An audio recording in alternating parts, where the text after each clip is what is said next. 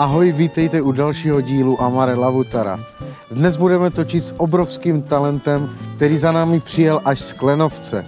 Je to houslista David Olách. Už dlouho jsem si nezahrál s houslistem. Moc se na to těším. Pojďme na to.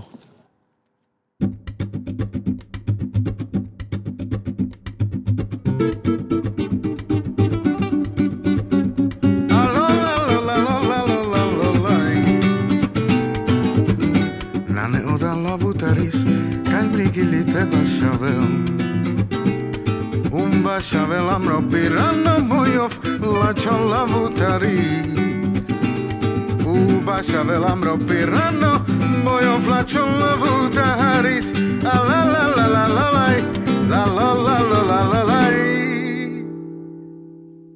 Ahoj Davide, vítám tě v pořadu Amare Lavutara. Díky, že jsi přijel a vítám tě v Muzeu romské kultury. Je tady výstava Otisk cest, kterou fotili manželé Karetovi u vás ve vesnici v Klenovci. O té se budeme bavit posléze. A moje první otázka na tebe zní, kdy poprvé si chytl housle do ruky? Tak housle poprvýkrát, to vlastne išlo od detstva, pretože my sme vlastne muzikánska rodina, kde vlastne to generácia po generácii to ide, stále niekto hrá. A vlastne tuším, že sme mali nejak aj s bratrancom, a vlastne všetci bratranci, čo teraz hrávame spolu, sme mali nejak okolo tých 5-4 rokov, keď už nám začal dedo vyrábať z dreva nejaké také tie hračkárske husličky, kontrabrasy. No ale s tým to vlastne začalo ísť. A asi keď som mal nejakých 7-6 rokov, som začal chodiť do základnej umeleckej školy, kde som vlastne prvýkrát chytil do ruky husle riadne a začal som sa na nich učiť. No a když si ty housle poprvé vzal do ruky, věřil jsi tomu, že ten nástroj je opravdu tvůj, že zůstaneš na těch houslích? Nebo... Už len tým, že som vlastne pozeral na tých primášov, ktorí hrávali aj s rodičmi, aj predtým, ako hrajú, stále som sa na nich pozeral, čo všetko robia a ako vlastne docela sa mi aj páčilo to, že vlastne ako tí muzikanti ostatní počúvajú toho primáša, že čo povie a ako to má byť. To sa mi vlastne tiež páčilo a proste som hneď vedel, že chcem byť huslista, chcem byť primáš. Ty pocházíš z Klenovce. Je to slovenská vesnice nedaleko Rimavské Soboty. Odtama pochází i slavný lékař Jan Cibula. V Klenovci je docela silná romská hudební tradice. Jaký ty máš vztah k tomu tvýmu rodišti? Tak vlastne všetko, čo tam boli muzikanti, to sme všetko vlastne boli rodina. To boli naši predkovia. Čiže vlastne úplne tým prvým, ktorý začínal, bol vlastne ten Imrich Olách. To bol náš prastrýko, ktorý vlastne založil ten tiež svoj vlastný štýl hrania, ako sa vlastne hralo u nás v Klenovci na tom Gemere Malohonte, kde vlastne potom zakladal aj ten folklórny súbor Vepor, nahrávali do rozhlasu, všade možne boli. Ja som šťastný za to, že čo vytvorili, lebo máme sa čím aj preukázať a máme byť na čo hrdí. Tady kolem nás jsou fotografie manželů Karetových z Francie, kteří mimochodem jezdili do Klenovce fotit tvoje předky. Ty si sa s nimi setkal? Áno, mal som tu možnosť sa stretnúť s nimi, pretože vlastne oni keď začínali chodiť do toho Klenovca, tak vlastne oni boli kvázi jak ubytovaní, alebo ich pohostili moji prarodičia, že vlastne u nich bývali aj celý čas a oni vlastne rozprávali, že vlastne dneska je svadba na úrade, tak ľudne tam môžete ísť, môžete ísť odfotiť a takto. No a potom teraz naposledy, keď bolo, tuším, pred 2 rokmi to bolo, boli gemerské slávnosti, ktoré sa konajú v Klenovci každý rok. A vlastne tam som sa s nimi stretol a tam som sa s nimi rozprával. Takže áno, mal som možnosť sa s nimi porozprávať aj stretnúť sa s nimi. Co si myslíš, že pro ně bylo tak vábní na tom Klenovci, že tam opravdu od, já nevím, třeba 80. roku jezdějí, prostě až do teďka. Co je tam tak jako zajímalo? Ich podľa mňa zaujalo to, lebo Klenovec je akože známy tým, že ľudia sa tam chcú zabávať, vedia sa odviazať, radi si aj vypijú samozrejme, popri tom, ak si aj hrajú. A vlastne podľa mňa toto ich tak zaujalo, že vlastne sa vedia tak odviazať a vedia to, na nič sa nehrali za to, že tam boli, ale ukázali sa takí, akí sú. Ty hraješ vlastně tradiční romskou hudbu, to ti je nejblíž. Zkoušel jsi někdy experimentovat, jako hrát něco jiného nebo zkoušet něco jiného? Tak vlastne ja študujem na tom konzervatóriu v Košiciach, kde vlastne máme vlastne povinnú tú klasickú hudbu, ktorá ma vlastne tiež baví. Vedel by som si predstaviť, že by som mohol hrať aj tú klasickú hudbu. No a skúšal som troška s jazzom experimentovať.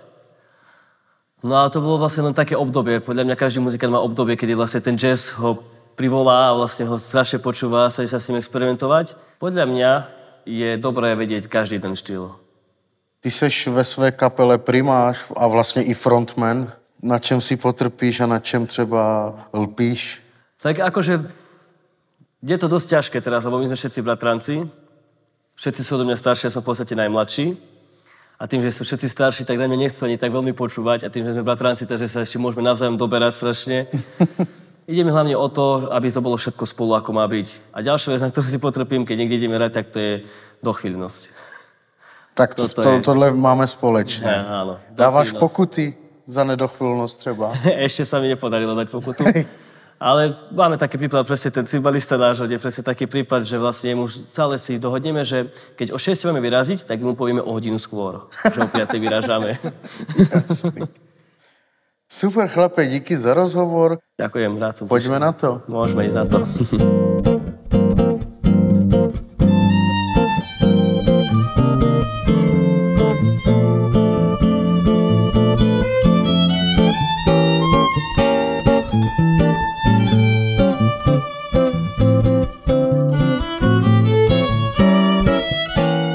Kolegové, fázi rychlé zpovědi. Na odpověď máš pouze 15 vteřin. Budu se ptat opravdu rychle, takže pojď do mě, ano?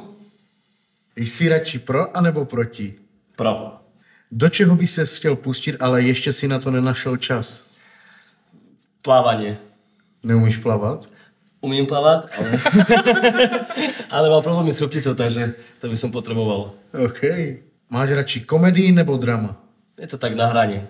Ale skôr asi tú komédiu. Co bys nikdy nesnědl? Chobotnicu. A chas Goja? Goja jem. Já jsem tady ještě neměl ani jednoho Roma, který by nejedl Goja. Já je třeba nejím. Goja sú vynikajúce. Kdybys měl být zvíře, jaké by to bylo a proč? Fú, asi pes. Proč? Psi sú takí priateľskí a ja sa tiež tak cítim, že s každým sa tak priateľím. Více s ženama nebo s chlapama? Asi skôr tá prvá možnosť. Kterou romskou tradici dodržuješ? Asi tie povery, čo sú okolo tých snoch, keď sa niečo niekomu sníva, tak verím v to, že to tak je. Vánoce s rodinou a tak dodržujete? Toto áno. Pěkně. Píjen peske kerekana. To jsou romské tradice. Žemslocis. Ano. Příteli, já ti děkuji a pojďme si spolu teda zahrát. Poďme na to.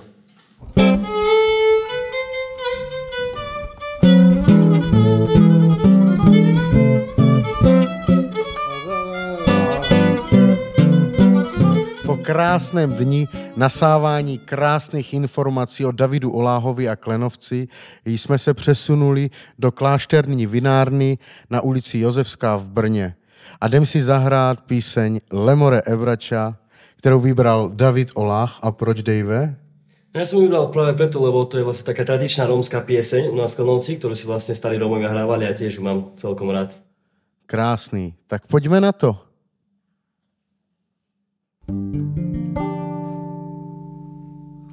Lemore Evrača, Lemore e contra Evrača mi sverestico kaj tu ste scagliare de pretire e tu va hasta